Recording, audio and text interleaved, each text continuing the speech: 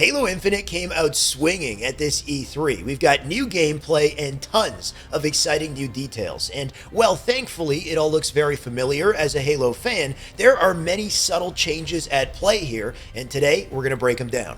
This video is strictly going to focus on Halo Infinite's movement mechanics, how they have changed in comparison to other Halo titles, and what kind of effect I think this will have on competitive play when we finally get our hands on the game. If you are a competitive mindset player or just someone who wants to learn a little more about Halo Infinite's movement, then you clicked on the right video. By the way, before we jump in, I just wanted to say thank you to all the subscribers that have recently joined the channel. It's an exciting time to be a Halo fan, and I'm happy to welcome you all on board. That said, we've got plenty more in-depth content coming up, so if you like this stuff and you want to see more, then let me know. Hit like, hit that sub button, join me on the journey to Halo Infinite.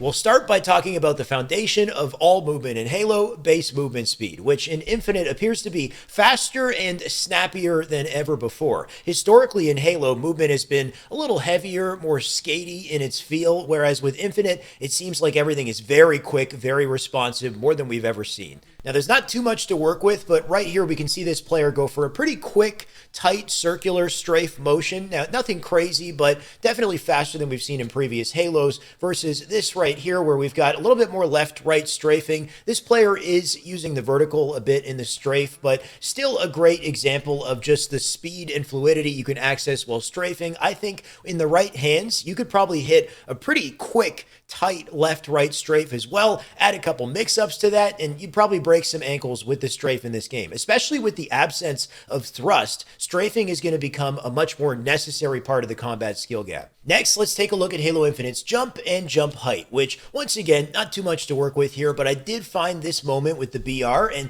by the way, I'm loving the classic BR reticle. This is different than the reticle they had in the previous multiplayer trailer, making me think that there's reticle customization in Halo Infinite, which is an awesome additional feature I'm happy to see. The player does jump here, though. He's jumping off an incline and landing on the grass below, so kind of hard to judge the height, but thankfully my editor Lights has this covered. We're going to compare the final frame on the floor versus the frame at the apex of the jump and see how it looks.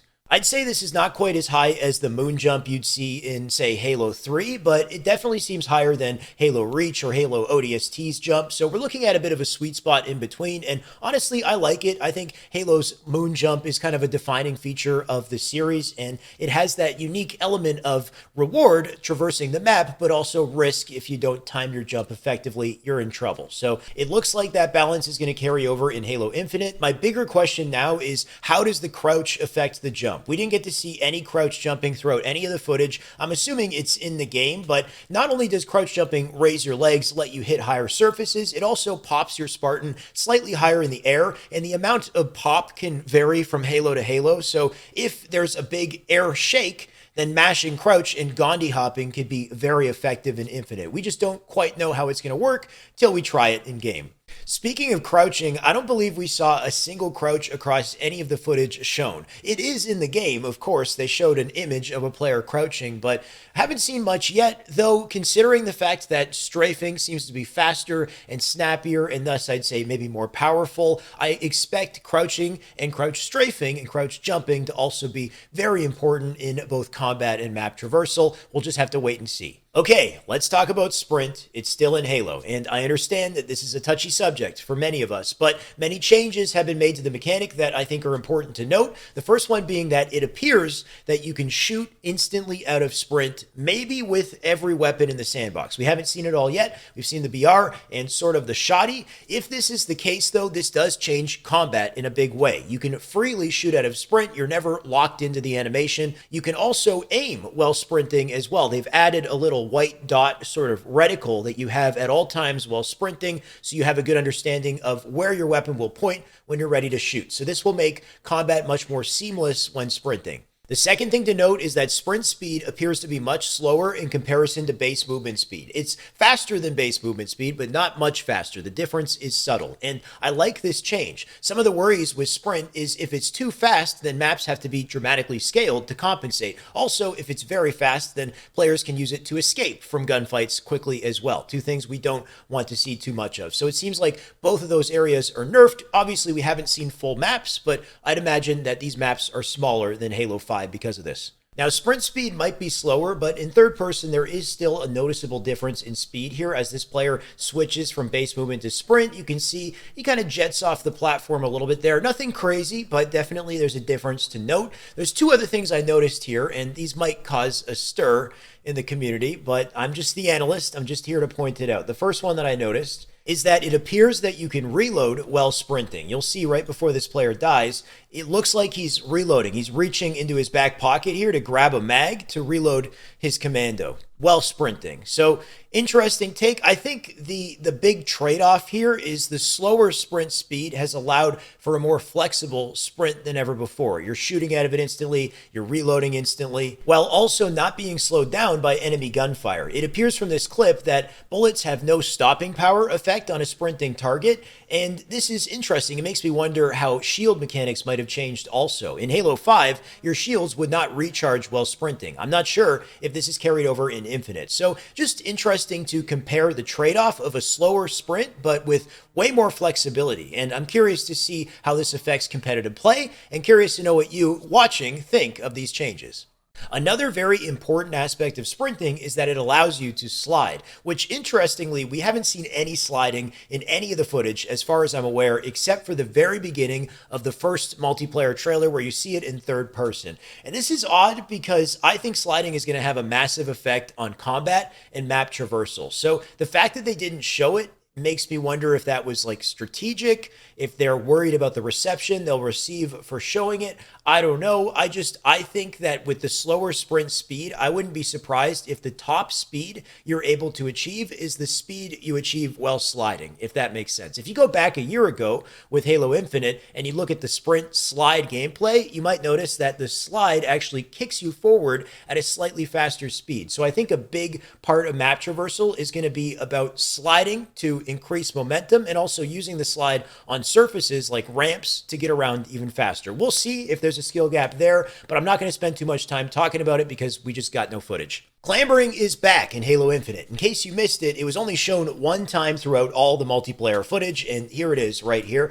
Pretty straightforward. Jump to a ledge, your Spartan can climb to the top. The clamber is a bit of a hot topic in the Halo community. It can allow you to reach ledges that you may have otherwise not been able to, while also committing you to a brief animation where you can't fight back. And while those concerns are valid, there is a little nuance and precision here, and I think this clip is actually a perfect example. Playing this jump back at 25% speed, it's very easy to notice that the clamber animation looks really weird. It doesn't look smooth. He doesn't take to the edge immediately. His body kind of hits the wall before the Spartan realizes that he can climb, and then when he climbs, he's not really properly climbing the surface. And on one hand, you could say, okay, it's a pre-release game, so this might be the reason why this clamber looks so awkward. But the other reason why is because the player clambering this ledge is doing so in a very inefficient way. If you want to efficiently clamber this ledge and spend the least amount of time vulnerable to gunfire, you need to understand the range of your clamber. You can think of clamber range as like a box in front of your Spartan that starts somewhere in the upper torso,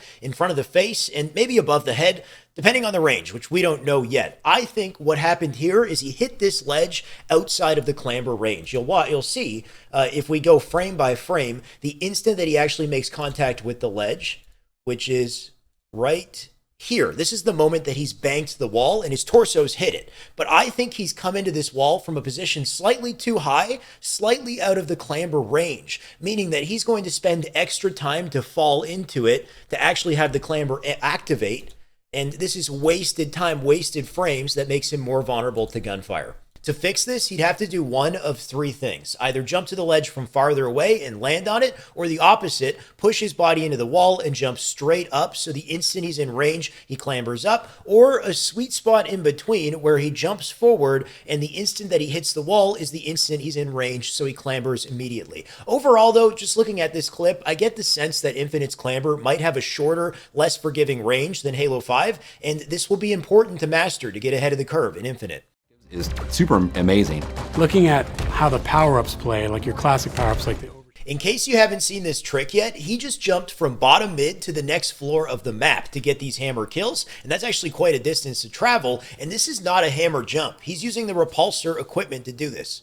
Now, we already know from the first trailer that the repulsor is capable of reflecting projectiles back at your opponents, but this is different, and honestly, this is what I was hoping to see, just new creative ways to use equipment to traverse the map and make plays. In this situation, it looks like he's pointing the repulsor at the ground and activating it while jumping at the same time to launch way up in the air, and then using the hammer here. Honestly, this is a little goofy. There's 3 players huddled together, strafing, and not even shooting back. There's no way in hell he wouldn't die from those 3 players in an actual arena environment, in my opinion. So don't look at this and think that this is automatically something that's overpowered. Of course, it would have to be tested and competitive, and we'd have to see. Either way, with good timing and a little creativity, who knows what kind of awesome plays you could put together with something like this. This also raises so many questions for me as well. We don't know if spring jumping is in the game yet, but imagine if you could spring jump, repulse the floor, and go even higher. Or if you hit the walls with it or hit the ceiling, does it create a similar knockback effect?